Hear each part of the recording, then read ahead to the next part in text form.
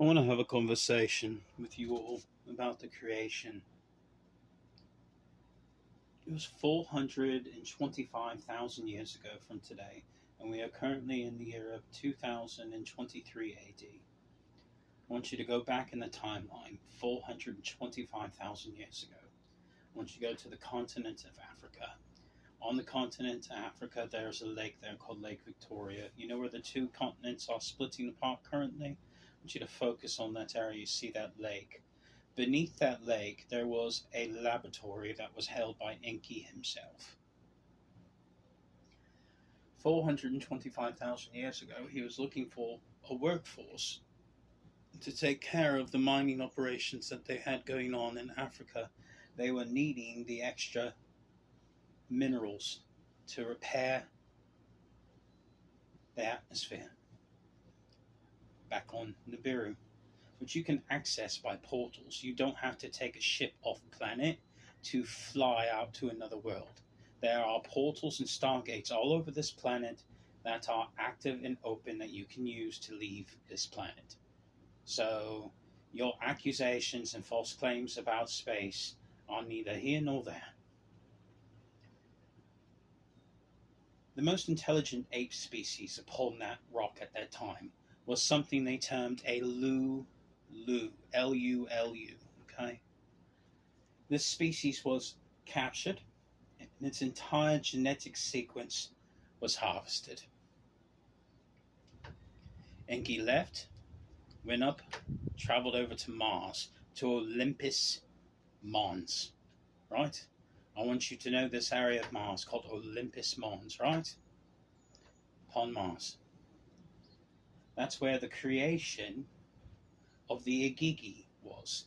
The Igigi was simply put one strand of Enki's Anunnaki pure-blooded DNA. That's all. Combined with the genetic features of a Lulu ape, he created something called Igigi. This is what also funded and created all your all's ideas of these pagan deities that you've worshipped or developed through your life or your consciousness. You have deified these individuals in one way or another.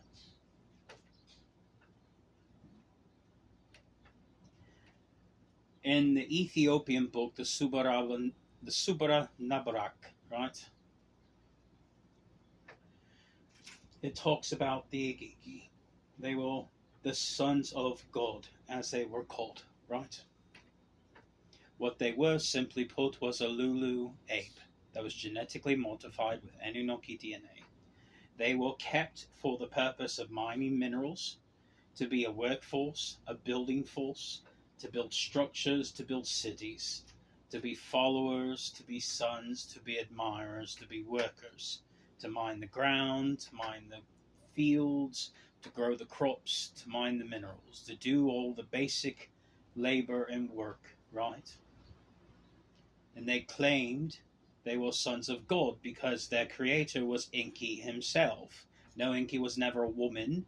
Enki's very real, and yes, he was the one who created them that long ago. Brings us to modern day when you get to the Bible. And you read in Genesis 6, the sons of God saw the daughters of man and thought they were beautiful and came unto them, right? Created a generation of men of renown, right? Talking about the file seed. They came inside of them. What was really going on during that period? Well, the daughters of man was a separate genetic creation that was being made upon the planet, and there was no reason for them to crossbreed whatsoever with that species. It was forbidden. They did not want the genetic stock to fall. Why? The Negro species was kept as a worker race. It was a production race. It was a minor race. They were built genetically to a certain degree to be able to pump out a certain amount of physicality. They were bred for warriors. They were sold intergalactically to species that exist beyond this planet. And no, you don't need a ship, mate. You can take stargates. I have a full list of where every single stargate is. You can go beyond. They were also kept for the slow ones who didn't want to contribute to society as a food source. And this is where the term manna of the gods comes from, was the harvesting of the Negro species and the eating of their adrenochrome and the melanin that was enriched in the adrenochrome blood. This is what led to extraordinary life cycles of the Anunnaki. It's why they lived for a long time, because again, it was vital nourishment. The Negroes were never Anunnaki. They were a slave species created by the Anunnaki, plain and simple. During Genesis 6, they fell by interbreeding and creating Nephilim seed. Nephilim are Negro. They are not white. They are not Hispanic. They're not Asians. People claiming that the whites are Nephilim, or the Asians are Nephilim, or the Hispanics are Nephilim, are deceivers. Sorry, mate. I know it's a hard pill for you all to swallow, but it's the truth. And I'm sorry that's how you were created, but you were never deities.